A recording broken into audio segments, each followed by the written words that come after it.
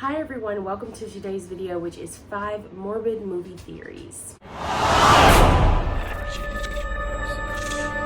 First of all, peep the shirt. I love it. We have to love it. We have to give it its moment because I wore it specifically for this video. I wanted to do this video because the last video I did about a movie theory went really well. You guys loved it. It was my Beetlejuice video. I'll make sure to link it somewhere, maybe at the end. But I knew that people would like this, and also I love movies and I love theories, so I just thought maybe let's make the best of both worlds and put them together, okay?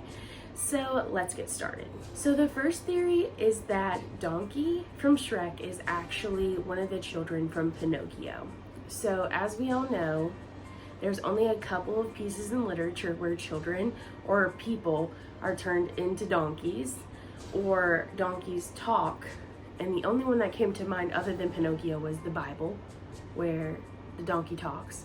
So I was thinking about it and I was like, wow, Donkey is kind of rambunctious. He is kind of like a kid in a way. And so how interesting would it be if he was one of the kids that was turned into a donkey in Pinocchio?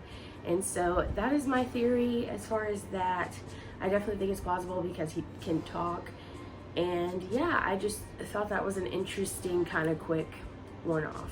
The next theory is that Nemo doesn't actually exist in Finding Nemo. I would give a spoiler alert, but this movie's been out for like decades now. But in Finding Nemo, in Finding Nemo, Nemo's mom and dad are like at the beginning talking about their future and their children, and it shows this like nest full of eggs. I don't know if they call it a nest, but there's like a ton of eggs, like hundreds. And then obviously we are kind of alluded to believe that a big fish ate not just the eggs, but also Nemo's mom. And when Nemo's dad goes down, I think his name is Marlin or Merlin. I'm sorry, I haven't watched it in forever. But when he goes down, there's one egg left, but it's damaged, and that's Nemo. Well, the theory is that there actually wasn't an egg left, or the egg that was left didn't actually make it, and Nemo is Marlin's kind of way of grieving all that he lost, because he literally lost his life partner and all of his children. And so it's kind of talking about that, but it's also talking about how like he runs into another person who has had some trauma in their life, and they kind of meet up and they find what they're looking for together.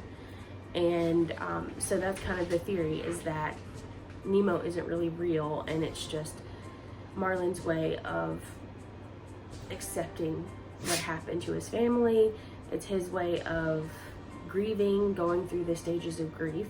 And so I thought that was a really interesting theory because I never really looked at it that way. The next theory is that the Addams family either can't die or can't kill each other. So one of my favorite lines from one of the Addams Family movies is when Wednesday straps Pugsley into the electric chair and says they're gonna play a game. He's like, what's the game? And she said, is there a God? That's the game. I think that's such a funny line. Wednesday has so many funny lines. She's iconic. But anyway, they do such crazy things to each other. Like, Wednesday is always trying to kill Pugsley, like always. And you'll see random things throughout this series, like Gomez doing sword fights with family members, all that kind of stuff. You know, just like if you watch any of the movies, you'll see that they do some really interesting things to one another, like that would usually result in death. But for whatever reason, the Addams family never die with these things that happen to them. So the theory is that either they can't kill themselves or they can't die. And I think that's an interesting theory because there are so many instances when you watch this stuff, and obviously it's meant to be comedic, it's meant to be funny, and maybe be a little lighthearted around a tough subject of death. But I think that makes a lot of sense because, like, I guess that's how they would pass their time. It's so odd. The next theory is that Willy Wonka is a cannibal, and he also encourages cannibalism in his treats and amongst his workers. So several of the kids who go into Willy Wonka's chocolate factory end up going through some kind of process that the food goes through. So Mike TV goes through the taffy stretcher. You have Violet who gets squeezed. they take, I don't remember what they do with Augustus, but he's like covered in chocolate, so they take him somewhere. And I think the only one that doesn't really have like something to do with candy or a treat was Veruca, because I know in the second one she goes down a trash chute, and I think in the first one she goes down the golden egg chute for the bad eggs, because she's a bad egg, it's supposed to be, you know. So obviously Willy Wonka is a very strange dude, and he's very secluded, he secludes himself, and so it makes sense because of the things that happen to the children that he is a cannibal or encourages cannibalism. We don't know obviously how many people have gone into the factory, we just know that it has been like a closed situation for a while, but we don't know that. That doesn't mean people haven't come in. So I think that that's a really interesting theory, especially when you think of what happens to the kids. I think obviously it was supposed to be comedic again, like, oh, you shrunk, so we're gonna stretch you in a taffy puller. Oh, you're a blueberry, so we gotta squeeze the juice out of you to make you a normal size again.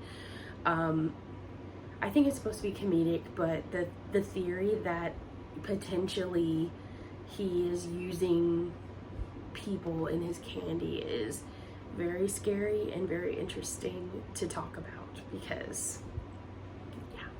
All right, and on to our last theory, which a lot of people may have heard, but it's just too interesting to leave out of this video. So the theory is that the Dursleys were always mean to Harry because Harry was a Horcrux.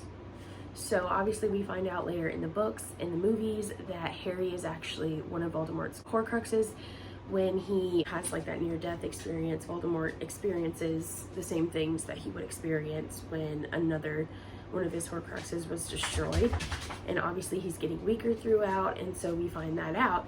And as we know from people who have owned the Horcruxes, they have a negative effect on their mood. They make them angry, they make them bitter, they make them mean, and that is definitely how a lot of people would describe the Dursleys. So it is interesting. There's definitely some bitterness between his aunt and his mom because she didn't get powers or whatever, but I definitely think that that was a big reason why they treated Harry the way that they did, why they were so mean, because obviously when you watch the movies or read the books, some of the things that they do are just like over the top mean, like locking him under the stairs, like that's so weird. And in later movies, at least, he gets to go upstairs and have his own room, but like when he was younger, they put him under the stairs to live. They made him basically be their in-house servant. Like, I know that there are people that are that cruel, but like when you think about what the Horcrux has done to other people, then it makes a lot of sense why they acted the way that they did toward Harry. And so I think that's a very interesting theory. I do want to note that I saw that one time there was an extra scene recorded with Dudley Dursley and Harry, and he kind of like goes up and shakes his hand and apologizes for how he treated Harry.